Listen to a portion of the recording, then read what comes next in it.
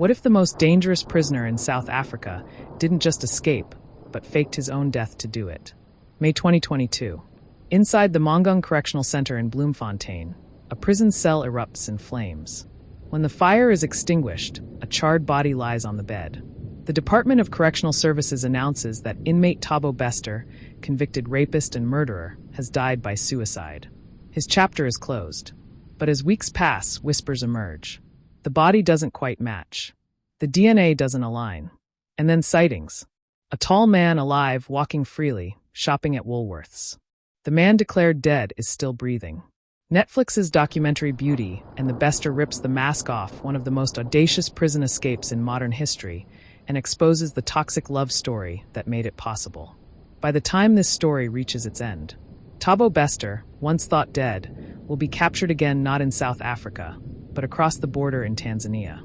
Dr. Nandipha Magudumana, a glamorous celebrity doctor, will stand accused of being his partner in crime his ride or die.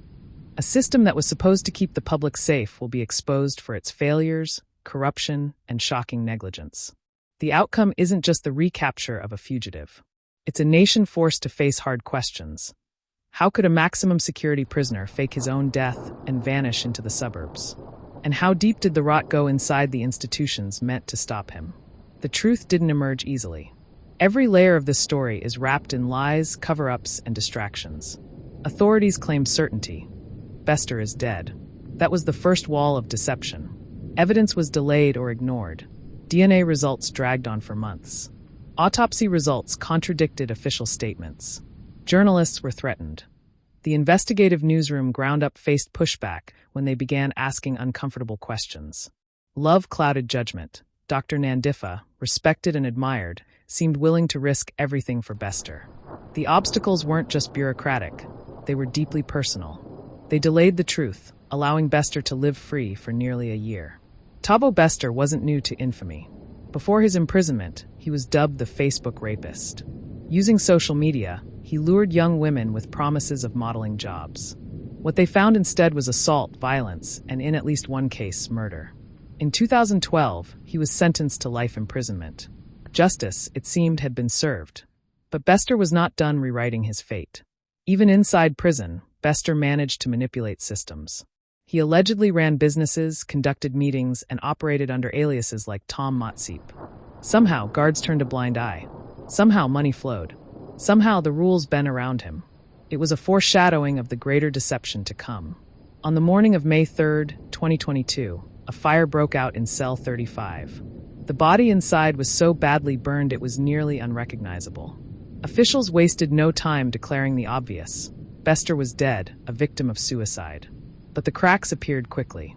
Autopsy reports suggested the man had died before the fire. There was blunt force trauma to the head. No smoke inhalation was found in the lungs, meaning the victim was not alive when the fire started. DNA results didn't match Bester's mother. If this wasn't Thabo Bester's body, then whose was it? And where was Bester?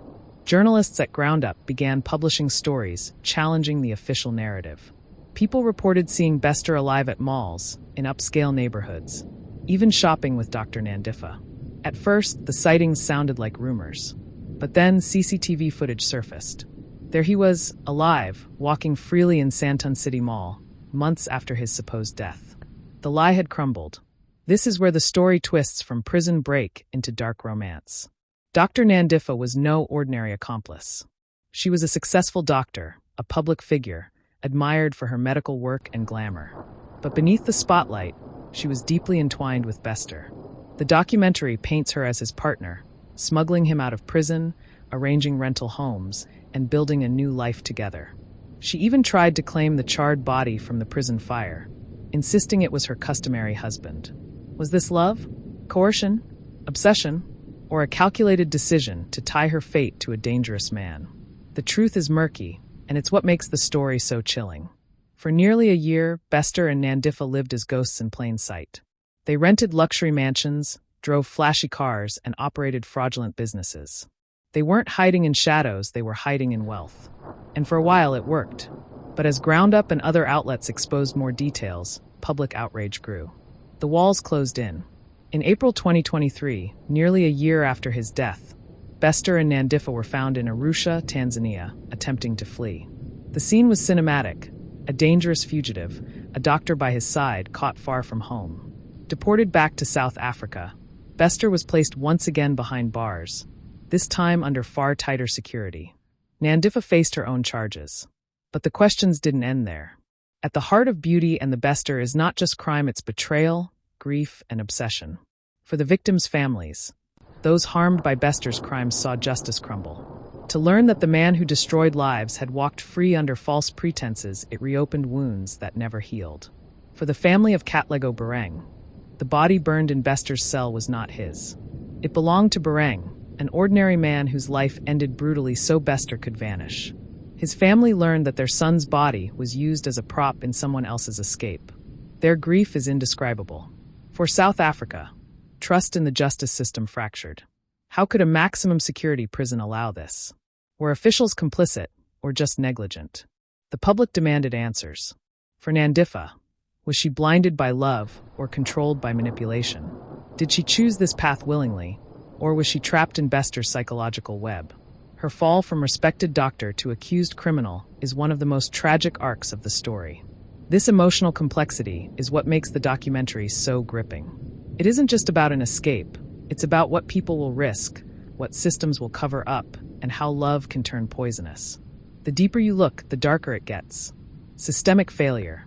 The prison where Bester died was run by a private company. How many staff looked away? How many warnings were missed? The case shines a light on corruption and incompetence at multiple levels. Media versus state. Without journalists pushing, the truth might have stayed buried. The state declared Bester dead, but independent investigation proved otherwise. It's a lesson about accountability and the power of persistence. The psychology of control.